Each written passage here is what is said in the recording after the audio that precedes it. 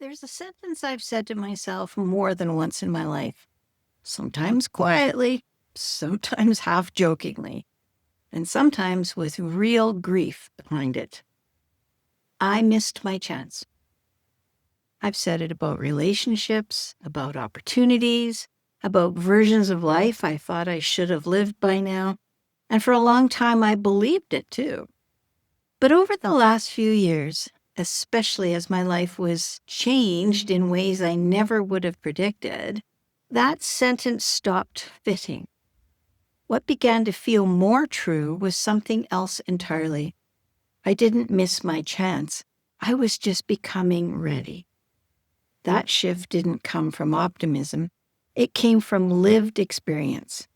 And today, I want to talk about how that realization changed the way I understand my own life, and maybe offer it to you if you need it.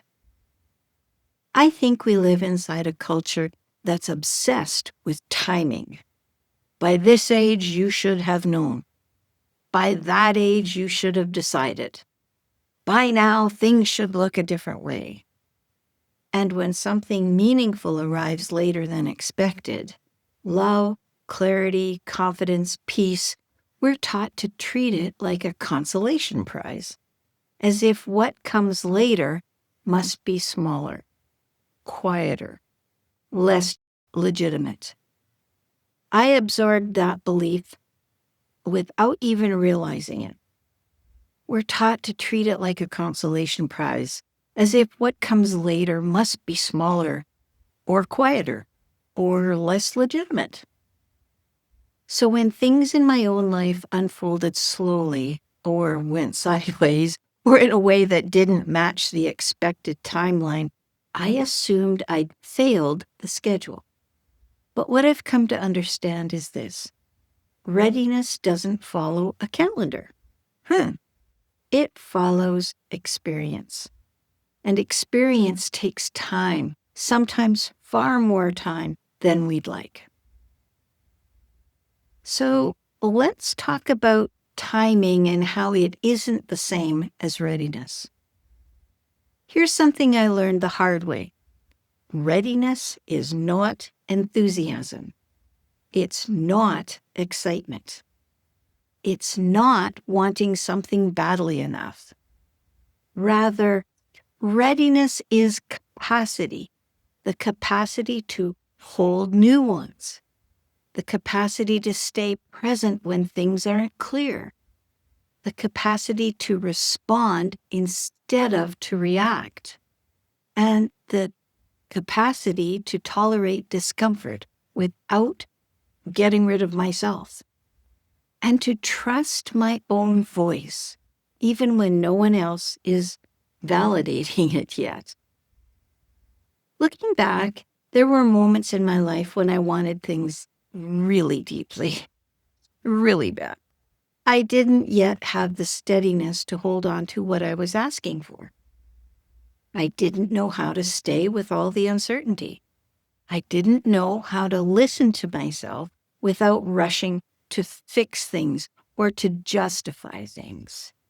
I didn't know how to stand inside my own choices without needing consensus or approval from others.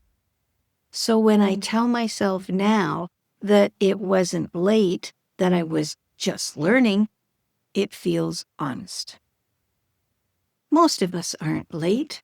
We're learning how to be with ourselves, learning what we can carry and what we can hold on to, learning what actually matters. So, what does all this readiness actually require?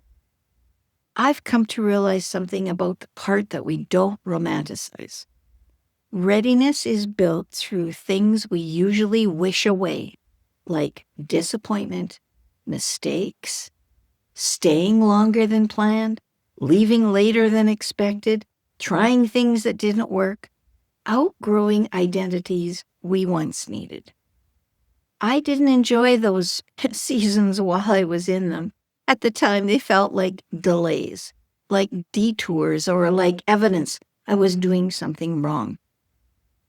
But now I see what they were actually doing.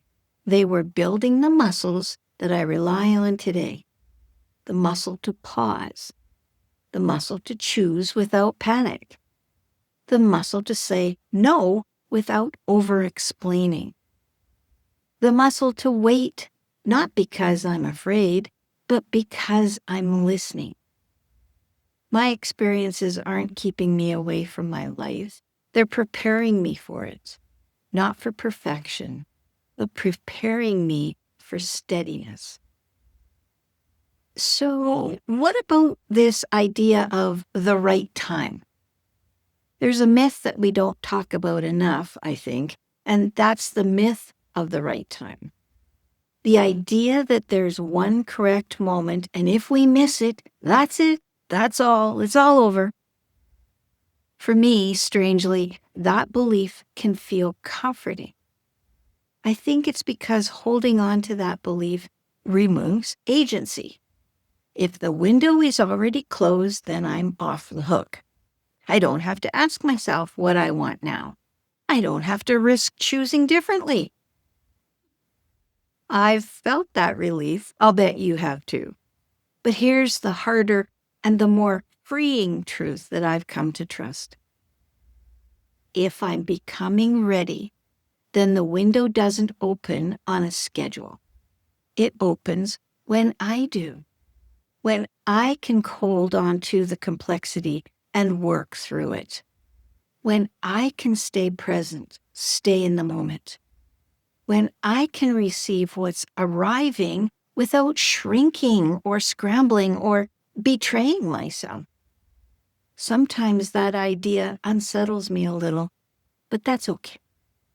I think that sometimes discomfort is the sign that something important is shifting. So I want to say this clearly, not as advice, but as a lived truth. I didn't miss my chance. You didn't miss your chance. You were becoming ready. If we're carrying the belief that we're behind, that we took too long, that we should have known sooner, I want to offer you a different lens. You're not late, you're not broken, and you're not behind. You're layered. And the things arriving now may be arriving precisely because you can finally receive them without panic, without performance, without losing yourself. I didn't miss my chance. I was becoming ready. And that can be true for me. And if that's true for me, it might be true for you too. So before we close, just a quick note about this conversation. It's part of a longer series, or a playlist, if you will, in YouTube called Quiet Endings and Honest Beginnings. You're welcome to move through it in your own time. The link is down there in the description. And until next time, stay strong. Bye for now.